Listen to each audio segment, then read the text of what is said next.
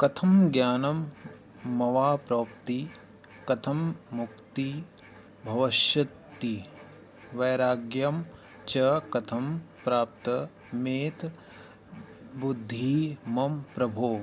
राजा जनक ने पूछा। राजा जनक ने ज्ञान प्राप्ति और मुक्ति को प्राप्त करने हेतु अष्टावक्र के सामने अपनी इच्छा प्रकट करते हुए कहा कि हे स्वामी, ज्ञान किस प्रकार प्राप्त होता है और मुक्ति कैसे होती है एवं वैराग्य की प्राप्ति किस प्रकार संभव है, इस विषय में मुझे विस्तार पूर्वक बताइए। अध्यात्म में ज्ञान का अर्थ है आत्मज्ञान। आत्मज्ञान ही परम ज्ञान है। बाकी सब वैज्ञानिक सिद्धांत या जानकारी है, सूचनाएं हैं जो कि बाहरी व्यवहार से प्राप्त होती है। यह जड़ चेतनता उस प्रकृति तत्व की ही अभिव्यक्ति है। उसी के द्वारा सारे खेल का संचालन हो रहा है। आत्मज्ञान तत्व ही इस सारे संसार का मूल आधार है, जो कि समस्त जड़ चेतना में समाया हुआ है। इस व्यष्टि की चेतनता को आत्मा तथा सृष्टि की चेतनता को ब्रह्म ईश्वर का नाम दिया गया है। दोनों एक ही है। आत्मा का ज्ञान प्राप्त कर लेना ही उस परम पिता की को जान लेना है। आत्मा से परमात्मा अलग नहीं है। इस परम तत्व का ज्ञान हो जाने पर सभी कुछ जाना हुआ दिखाई प्रतीत होता है। शास्त्र कहते हैं, जिसको जान लेने से सब कुछ जाना हुआ लगने लगता है। सारे संसार का रहस्य ज्ञात हो जाता है और जानने के लिए कुछ शेष नहीं रह जाता। व्यक्ति शरीर, मन, बुद्धि, अहंकार, वासना आदि नहीं, बल्कि आत्मा ही उसका वास्तविक स्वरूप है। वही परम सत्य और सनातन एवं शाश्वत है। प्रकृति अनित्य है। इस आत्मा रूपी परम तत्व को जान लेना ही स्व को जान लेना है। अज्ञानी व्यक्ति प्रकृति को ही जानते हैं, जो कि विशाल है, इंद्रियों के द्वारा ग्रहण करने योग्य है, जबकि ज्ञानी पुरुष परम तत्व को जान लेते हैं, जो कि बहुत सूक्ष्म है और इंद्रियों के द्वारा ग्रहण भी नहीं किया जाता। इस आत्मज्ञान रूपी परम तत्व को जान लेने से ही होती है मुक्ति। इस संसार का मूल तत्व को जान लेने पर सारे संसार का ज्ञान हो जाता है। सारे संदेह समाप्त हो जाते हैं।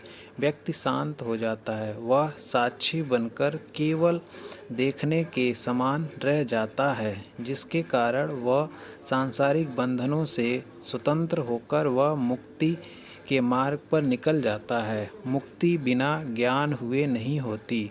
जीवन का परम उत्कर्ष ही मुक्ति है, जो प्राणी की अंतिम स्थिति है, परम विकास है, परम उद्देश्य है।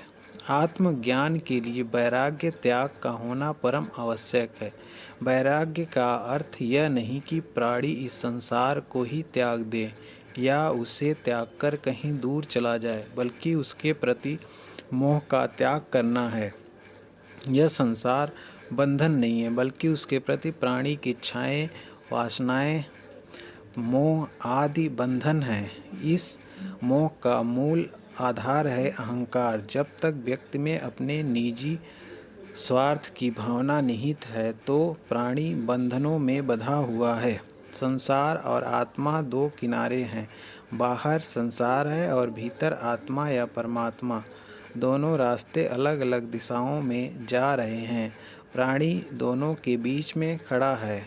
यदि यह संसार की ही जाने वाले रास्ते पर जाता है, तो वह परमात्मा से दूर हो जाता है, और यदि वह परमात्मा की ओर जाना चाहता है, तो उसे संसार को त्यागना पड़ेगा। विषय वासना रूपी संसार को त्याग देना ही वैराग्य है। यह प्राणी के विचार दृष्टि को परिवर्तन करने से ही हो पाएगा। शब्द को त्याग कर जंगल में बसेरा कर लेने से नहीं होगा। जब तक उसकी विचार दृष्टि में परिवर्तन न हो। यदि प्राणी विषय वासना रूपी संसार का त्याग कर देता है तो वह ज्ञान प्राप्त करने का अधिकारी हो जाता है। प्राणी के अपने स्वार्थ हित के कारण ही लालच, मोह, वासना आदि दुर्गुण उत्पन्न होते हैं, जिसके कारण मानव अपने कर्म जाल में फंस जाता है और यह जाल वह स्वयं ही अज्ञानता के कारण तैयार कर लेता है और जिसको केवल आत्मज्ञान द्वारा ही नष्ट किया जा सकता है।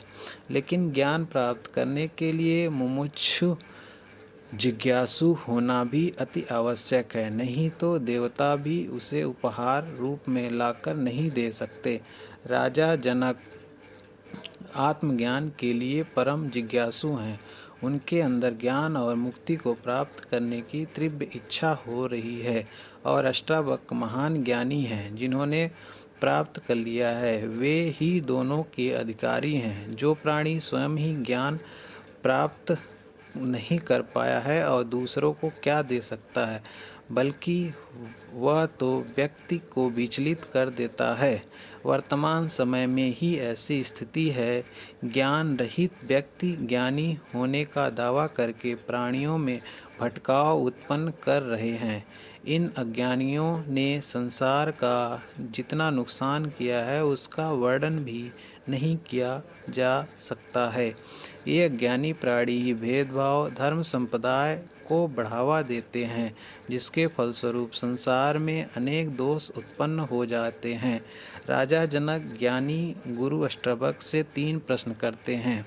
ज्ञान की प्राप्ति किस प्रकार होती है, मुक्ति कैसे होती है और वैराग्य कैसे होता है। इन तीनों प्रश्नों में ही सारे अध्यात्म जगत का निचोड़ समाया हुआ है।